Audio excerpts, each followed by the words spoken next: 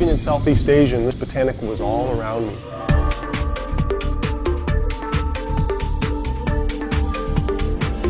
And I realized, wow, this could be the next big one to change the world of health and nutrition. It almost didn't happen.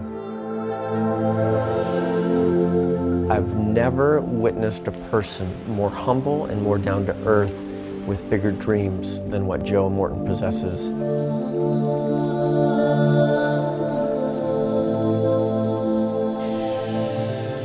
When I think of our upbringing, I think of it fondly. You know, at the time when you're growing up in that kind of an environment out in the country, you wonder, oh, is this really what I want in life? And as I've grown and developed, both Gordon and I talk about it regularly, how we'd love to be able to be back in that kind of a setting. I remember my mother taking us and showing us botanicals, but not just showing us them, but showing how they benefit our human health. At an early age, our father started the Canadian division of a network marketing company in our home. Selling nutritional supplements in our basement. So we would have, as a growing up experience, it was fairly common to have people coming and going even at unusual hours. Even as kids, we'd help pack orders, and we'd help go to conventions and meetings, opportunity meetings. And here you had Joe sitting in the shadows of his older brother. Kind of the guy behind the scenes, just observing. Joe is more driven than I am. To me, network marketing and the nutritional industry means offering people a way to change their lives. And I always wanted to be a part of that. I really wanted to change the way that botanicals and nutritional supplements were marketed. You know, Gordon is a people person. It's a guy like him who actually ended up becoming a distributor in this industry. And not just a distributor, but the top distributor. He's always been a mentor of mine, and followed him a lot throughout my life. All of that adds up to the story, to this one day that Joe would be sitting in the country of Malaysia. Because he speaks French. Somehow his French skills got him in the international department. He ends up getting sent to Malaysia and taking a one-year general manager's position over, you know, an entire country. I was thrust into a leadership position very quickly at an early age, and that was a very challenging point in my life. Every afternoon at about 4 o'clock, I'd get a call from Joe, and I'd call it like therapy hour. Yeah. Because Joe was sitting there in Malaysia. This had been the most difficult experience professionally I had in my life. And there was a moment in time where I actually felt like I wanted to kind of give up, wanted to quit. I was actually experiencing the sights, smells, tastes, sounds of Southeast Asia. Now, you're disconnected living halfway around the world. And I phoned my father, looking for some sympathy, looking for him to maybe understand and say, hey, it's okay, Joe, come on home. But I received a different message. The message was basically, you need to stay. You are a leader. People are looking towards you. You must stay and you must lead. You know, as I changed my attitude, I came back to that dream of bringing a botanical to the world. On one of the calls, I remember specifically him being pretty animated about having tasted for the first time mangosteen. And all of a sudden, it clicked. These dreams, this build-up, this upbringing, the questions that he asked and had answered on all types of botanicals throughout his life, all of a sudden culminated in this one moment of time when he finally discovered this fruit he'd never heard of. I saw all these new botanicals that I'd never seen before, like longan and lychee and rambutan and durian, but none of them had the folklore and none of them had the science behind it like mangosteen did, the Garcinia mangostana. Hey, did Mom sell that in her health food store? No. Did Dad sell it in his nutritional company? No.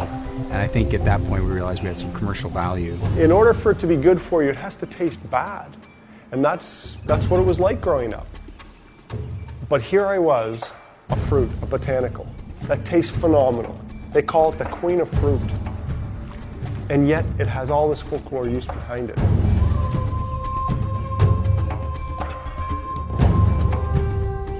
And so we approached my brother, Dr. Morton, who was doing a PhD at the time.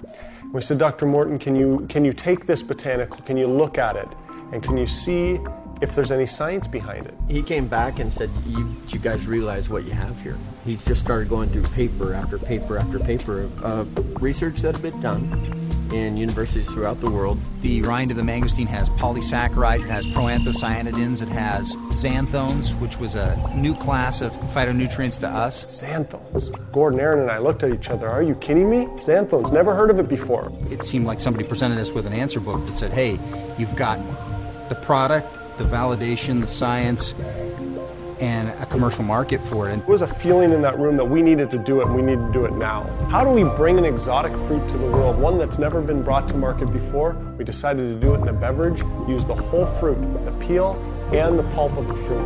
That's when I wanted to call it the Mangosteen Plus Plus Company. It was very catchy.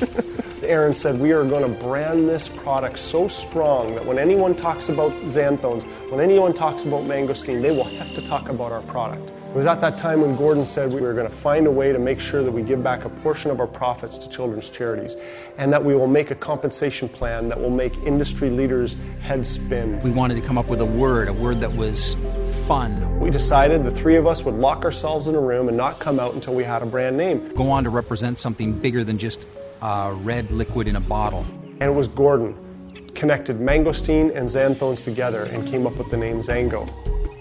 Gary Hollister. He is an amazing leader.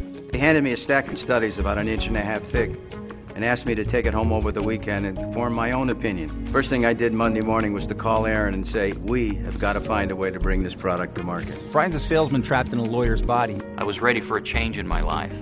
And one day Aaron said, Brian, what if the magic could be restored? Would you be interested in being a part of something that would bring it back to life? I said, absolutely. The financial genius of a Kent Wood. He has audited some of the biggest companies in the industry, bar none. It was a short window of opportunity that we had to launch XanGo, so we acted with urgency and scheduled our first board meeting at my house.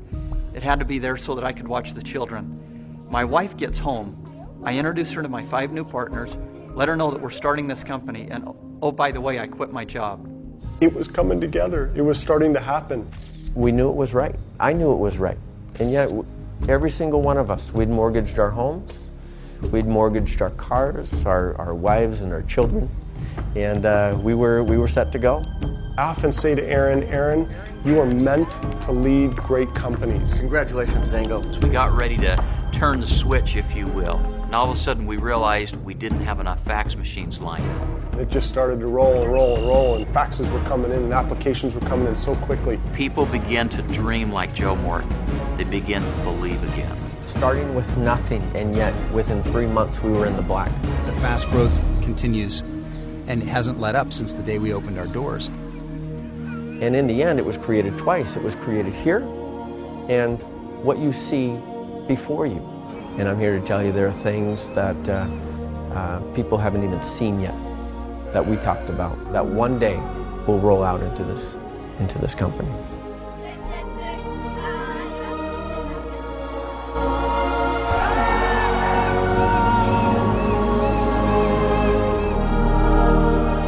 XanGo is a company built on dreams.